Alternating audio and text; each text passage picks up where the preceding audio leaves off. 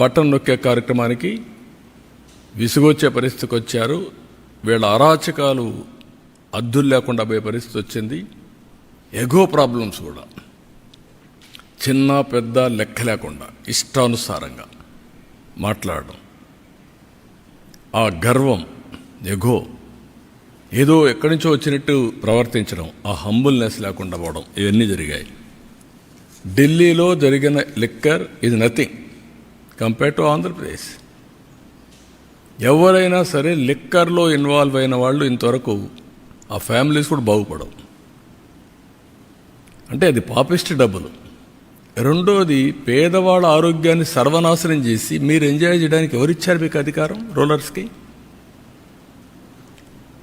మామూలుగానే లిక్కర్ అనేది నేనున్నప్పుడే ENA extra neutral alcohol తయారు చేశాను 2 times న్యూట్రలైజ్ చేయడానికి. ఎందుకు? అందులో ఉండే ఇంప్యూరిటీస్ అన్నీ పోవాలి, కొంతవరకు అనేది అవుతుందని. ఇప్పుడు మీరేం చేశారు? రా లిక్కర్ ఇచ్చే పరిస్థితికి వచ్చారు. టోటల్గా ఆ లిక్కర్ తాగితే ఏమవుతుందో తెలియకుండా కిడ్నీస్ ఫెయిల్ కావడం, చాలా సమస్యలు వచ్చాయి. సిస్టాన్ని మొత్తం సర్వనాశనం చేశారు. డిస్టిలరీస్ లాగేసుకొని డిస్ట్రిబ్యూషన్ అంతా వెళ్ళే చేసి సెకండ్స్ అమ్మి ఆడ నుంచి ఎక్కడ చూసినా ఆన్లైన్ పేమెంట్స్ లేకుండా చేసే పరిస్థితికి వచ్చారు. ఇక్కడ మొన్న చూశారు మీరు ఋషికొండ దేవతలు అక్కడ ఇది చేశారు, మెడిటేషన్ చేసి అక్కడంతా నివసించిన ప్రదేశం మనం చెప్పుకుంటే ఆ ప్రదేశంలో పోయి ప్యాలెస్ కట్టుకోవాలని, ప్యాలెస్ కట్టి నేను బ్రహ్మాండమైన ప్యాలెస్లు కట్టానని చెప్పుకునే పరిస్థితికి వచ్చారు. అక్కడ కూడా ఢిల్లీలో శేష్ మహల్ ఇదే మరిగా పెద్ద లగ్జూరియస్ ప్యాలెస్ కట్టారు. అక్కడ ప్యాలెస్ లేకపోలేదు, ఇక్కడ ప్యాలెస్ లేకపోలేదు. This is where public are very intelligent. ఇక్కడ మాట్లాడితే ఇప్పుడు కూడా మాట్లాడుతున్నారు. 10 లక్షల కోట్ల రూపాయలు అప్పులు చేసి మేమేదో ఇచ్చాం మీరు ఇవ్వలేదు అనే మాట్లాడే పరిస్థితికి వచ్చారు. ఎంఆర్ఓ ఆఫీసులు తాకట్టు పెట్టి, లిక్కర్ని 25 ఏళ్ళు తాకట్టు పెట్టి డబ్బులు తీసుకొచ్చి ఇచ్చి మళ్ళా మీరు అవన్నీ మాట్లాడుతుంటే ప్రజలకు గుర్తుండవనుకుంటే ఇది చాలా పొరపాటిది. అందుకే ఇక్కడ కూడా బటన్ నొక్కే కార్యక్రమం సక్సెస్ కాలేదు. ఢిల్లీలో కూడా ఏవైతే ఫెయిల్డ్ మోడల్స్ ఉన్నాయో ఆ మోడల్స్ కూడా ప్రజలు ఆమోదయోగ్యం చెప్పలేదు. 27 yearsకి ఆ ప్రభుత్వాన్ని పంపించి చేసే పరిస్థితికి వచ్చారు. కానీ బాధ ఏంటంటే నేను ముందు ఒక డేటా మీకు చూపించాను. ఈ డేటా ప్రకారం ఏం జరిగింది అని చూస్తే యాస్పిరేషన్స్ ఆఫ్ పీపుల్ టోటల్గా ఆవిరైపోయినాయి. కోరుకున్నారు మాకు సంక్షేమం కావాలి, అభివృద్ధి కావాలి, ఉద్యోగాలు కావాలి అని కోరుకున్నారు. ఓటేసిన పాపానికి వీళ్ళు కాటేసే పరిస్థితికి వచ్చారు. వాళ్ళ భవిష్యత్తునే కాటేసే పరిస్థితికి వచ్చారు. ఇప్పుడు దాంతో ఏమైంది? ఈరోజు వీళ్ళందరి భవిష్యత్తు చూస్తే వాల్యూ ఆఫ్ టైం నిన్న రాదు, 1 సంవత్సరం టైం పోయినాక రాదు. విలువైన కాలాన్ని పోగొట్టుకున్నాం. దాన్ని రికవర్ చేయాలంటే ఇంకా చాలా సమయం పడుతుంది. విధ్వంసం చేయడం చాలా సులభం, దాన్ని నిర్మాణాత్మకంగా పనిచేయడం చాలా కష్టం. ప్రతి ఒక్కరూ మాట్లాడుతూ ఉంటారు, ఇవన్నీ ఎక్కడ అవుతాయి, మాకెందుకు ఇవన్నీ వస్తాయి. అలాంటివన్నీ చేసి మొత్తం ప్రజల అవకాశాలని పూర్తిగా సర్వనాశనం చేసే పరిస్థితికి వచ్చారు. నేను అందుకే మొన్న కూడా చెప్పా,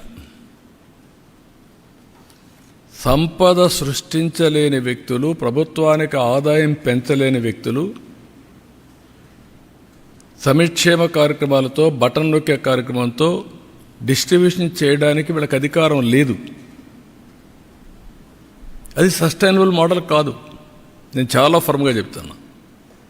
you create wealth, you concentrate development, you spend money on welfare and empowerment. కంటిన్యూగా చేయండి. వాళ్ళ పర్ క్యాపిటా ఇన్కమ్ పెంచండి, వాళ్ళ జీవన ప్రమాణాలు పెంచండి. ఆ మోడలే సస్టైన్ అవుతుంది. అయితే ఓసారి ఇండియన్ డెమోక్రసీలో ప్రజలు చాలా ఇంటెలిజెంట్.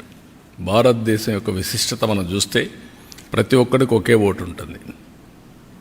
ఓటు వేసినాక 5 ఏళ్ళు భరించాల్సి వస్తుంది. 5 ఏళ్ళ తర్వాత చరిత్ర తిరగ రాస్తూ ఉంటారు. కొన్ని దగ్గర 10 ఏళ్ళు కూడా పడతా ఉంది. అయితే ఇది చూసినప్పుడు కులాల పేరుతో, మతాల పేరుతో, ప్రాంతాల పేరుతో కొంతమంది మోసపోయే పరిస్థితులు కూడా ఉంటారు. ఏది జరిగినా నష్టం మాత్రం వాళ్ళకే ఉంటుంది. అందుకే నేను చూశాను ఈరోజు చెప్పింది, కామన్ సెన్స్ అయితే మాత్రం భారతదేశంలో ఓటర్కి అబండెంట్ కామన్ సెన్స్ ఉంది. మంచి అని చెప్పే మనస్తత్వం ఉంటుంది. ఒక్కోసారి మోసపోయినప్పుడు మళ్ళీ దానికి అవకాశం కోసం సెర్చ్ చేసే పరిస్థితికి వస్తారు. అదే ఢిల్లీలో జరిగింది, అదే ఆంధ్రప్రదేశ్లో జరిగింది. ఈ మిస్లీడింగ్ వల్ల చాలా కాస్ట్ అవుతుంది.